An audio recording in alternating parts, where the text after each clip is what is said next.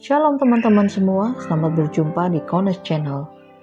Di channel ini Anda akan mendengarkan, bahkan menyaksikan di video-video yang kami akan sajikan, video-video yang terbaik yang akan mengubah hidup Anda dan juga paradigma Anda. Selamat menyaksikan. Karena Bapa Yahweh adalah Tuhan yang Maha Kuasa. Tidak ada lagi yang perlu ditakutkan karena keselamatan kita sudah dijamin kepastiannya. Jadi kita tidak bisa lagi tuntut Tuhan apapun, karena sekali lagi Dia sudah memberikan kepada kita seluruhnya yang Dia miliki. Saudara sadar atau tidak? Kalau cinta Tuhan itu sudah diberikan secara total untuk saudara. Jadi Tuhan itu memberikan cinta bukan separuh-separuh. No. Dia berikan total, aku mencintaimu anakku, aku menyayangi engkau. Itulah cinta Bapa Yahweh di dalam Adonai Yeshua HaMashiach. Yeshua itu adalah perwujudan dari Bapa Yahweh ketika Dia mati di atas kayu salib. Artinya seluruh kehidupannya dihabiskan total untuk kita semuanya. Itulah kehebatan Tuhan kita, Bapak Ibu. Bagi Bapak Ibu yang sekarang sedang ragu, atau mungkin ada yang siap-siap untuk meninggalkan Tuhan, stop. Keluar dari nama Yahweh Yeshua, engkau akan binasa kekal selama-lamanya. Ingat, Bapa Yahweh itu sudah berikan sepenuhnya kehidupannya untukmu. Kalau engkau mengalami sesuatu yang tidak nyaman, saya kasih tahu, ketidaknyamanan itu bukan berarti kiamat untuk engkau. Tidak sama sekali. Justru Tuhan bisa pakai hal-hal yang tidak nyaman itu untuk mengangkat kehidupanmu kelak di kemudian hari. Sekarang sedang ada dalam proses, tetap teguh, karena Bapa Yahweh itu mencintai saudara. Jadi tidak usah ragu akan kekuatan cintanya Bapak Ibu. Yang terpenting kita memiliki hubungan satu dengan yang lain, yaitu saling mengasihi. Nah, saudaraku yang terkasih, kalau kita lihat di dalam firman Tuhan, kenapa tadi saya katakan di dalam jendela sebelumnya, yaitu ini, ya. Kenapa saya sebut? Karena Bapa Yahweh, kalau zaman dulu, Dia tinggal di bait suci, kemah suci. Ketika bangsa Israel keluar dari Mesir, maka Bapa Yahweh itu tinggal di kemah suci. Dia ada bersama jemaat Israel. Kalau pagi berbentuk tiang awan, kalau malam bentuknya seperti api, bahkan nyala terang, saudara. Menerangi gelapnya padang gurun dan memberikan kehangatan di tengah dinginnya cuaca. Tetapi kemudian diberikanlah tempat oleh Salomo, yang dikenal dengan bait suci Salomo. Dia tinggal di sana. Tapi saya beritahu kepada saudara, ketika Yeshua mati dan bangkit kembali, maka Tuhan datang kembali. Dia tidak tinggal di tempat-tempat bikinan manusia, tetapi Dia tinggal di dalam hati saudara semuanya. Itu sebabnya saya kasih latar belakang ini. Dan di dalam kitab 1 Korintus dikatakan pasal 6 ayat 19-20. Atau tidak tahukah kamu bahwa tubuh kamu adalah tempat suci bagi Roh Kudus yang ada di dalam kamu, yang kamu peroleh dari Elohim, dan kamu bukanlah milik kamu sendiri, sebab kamu telah dibeli dengan sebuah harga. Karena itu muliakanlah Elohim dengan tubuhmu dan dengan rohmu yang adalah milik Elohim. Ini penting Bapak Ibu. Saya munculkan kembali untuk saya baca ayatnya. Dan sekarang yang terakhir yaitu anak-anak. Coba saudara perhatikan anak ini. Beda kulit, saudara. Tetapi apakah mereka bertengkar? Oh tidak. Tetapi pertengkaran itu justru setelah mereka dewasa. Terjadi jurang pemisah. Tetapi ketika anak-anak, mereka menyatu, saudara. Itu sebabnya firman Tuhan katakan di dalam kitab Matius 18 ayat 3-5. Dan berkata, sesungguhnya aku mengatakan kepadamu, jika kamu tidak berubah dan menjadi seperti anak kecil ini, kamu sekali-kali tidak dapat masuk ke dalam kerajaan surga. Oleh karena itu siapa saja yang merendahkan dirinya seperti anak kecil ini, dialah yang lebih besar dalam kerajaan surga atau kerajaan Samaim. Dan siapa yang sekiranya dapat menerima anak kecil seperti yang satu ini atas namaku, ia menerima aku. Saya melihat gambar ini, hati saya penuh sukacita dan rasa damai. Tetapi coba saudara lihat, setelah dewasa orang rebutan kekuasaan, gontok-gontokan, cari massa, keroyok-keroyokan, bunuh-bunuhan. Apakah itu berkenan di hadapan Tuhan? Tentu saja tidak. Oleh karena itu saya katakan kita sebagai anak-anak Bapa Yahweh, kita harus berhati-hati. Jangan sampai kita diadu domba oleh kuasa kegelapan. Jadi peganglah tangan Tuhan dalam iman. Sekali lagi Bapak Ibu yang terkasih, jangan pernah bertanya Tuhan, berikanlah kasih-Mu kepadaku. Pertanyaan itu akan dijawab, aku sudah memberikan kepadamu anakku. Tetapi pemberianku bukan separuh, bukan 3/4, tapi seluruh hidupku aku curahkan kepadamu.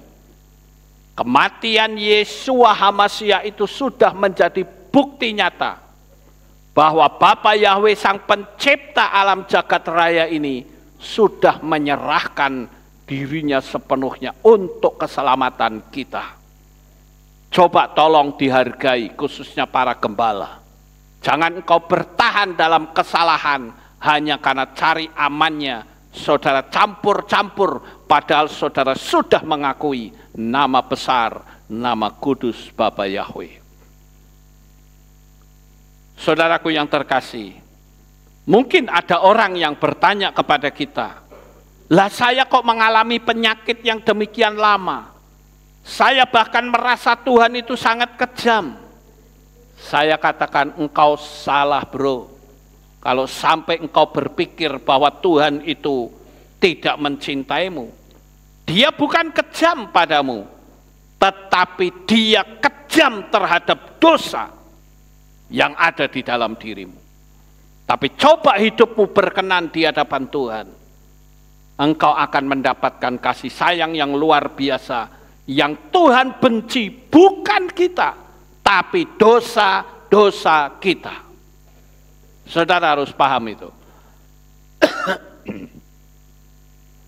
Kenapa harus ada neraka? Karena tidak mungkin orang berdosa tinggal bersama Bapa Yahweh. Dia akan jauh lebih sengsara dibanding masuk ke dalam neraka. Karena Bapa Yahweh itu Maha Kudus. Kehidupan yang penuh dengan noda dosa nggak akan membawa manusia tahan jika tinggal di Samaim. Bapak Ibu Saudaraku yang terkasih, hari ini jikalau saudara mendengarkan materi ini, Tuhan itu sedang mengulurkan tangannya untuk engkau dan katakan, anakku, aku mencintai engkau, peganglah tanganku. Dan Tuhan memberikan kebebasan. Engkau boleh pegang tangannya, engkau boleh singkirkan tangannya, bahkan engkau pun punya kebebasan untuk menghujat. Makanya saya katakan hati-hati. Kalau sudah kita menyangkut nama kudus Bapa Yahweh, Jangan main-main. Itu nama yang maha suci, saudara. Orang Israel saja sampai keblinger saking tidak beraninya memanggil nama Bapa. Tapi kadang kita melihat banyak sekali orang yang melecehkan nama Bapa. Pagi hari ini saya katakan, jikalau saudara berbuat dosa, saudara melukai hati Bapa, itu sama artinya saudara ajak ribut dengan Bapa, menantang Tuhan yang dikasihinya, yang mengasihinya. Saya selalu ingat kalau sudah bicara iman dengan 3 pemuda, Hananya, Misael, Azaria. 3 pemuda ini bisa saja berpura-pura. Dia bisa saja mengatakan, ketika Raja Nebukadnezar berkata, kalau nanti ada suara musik, suara genderang, ceracap, serdam, semua bunyi, kamu harus sujud. Kalau tidak sujud, kamu akan masuk ke dalam dapur perapian yang menyala-nyala. Bisa saja 3 pemuda itu berpikir, ya udahlah kita pakai hikmat, akal, budi. Sama seperti pendeta sekarang kan begitu. Pakai hikmat bro, pakai hikmat katanya. Sama kan? 3 pemuda itu juga bisa berkata, lebih baik kita pakai hikmat daripada kita susah. Toh Tuhan itu kan maha pengampun. Betul nggak? Tuhan itu maha pengampun, saudara? Bisa kan itu dimanipulasi istilah maha pengampun. Udah kita sembah saja patung itu. Nanti kalau mereka sudah bubar tinggal minta ampun. Tuhan maha pengampun kan? Itu artinya memanipulasi firman Tuhan.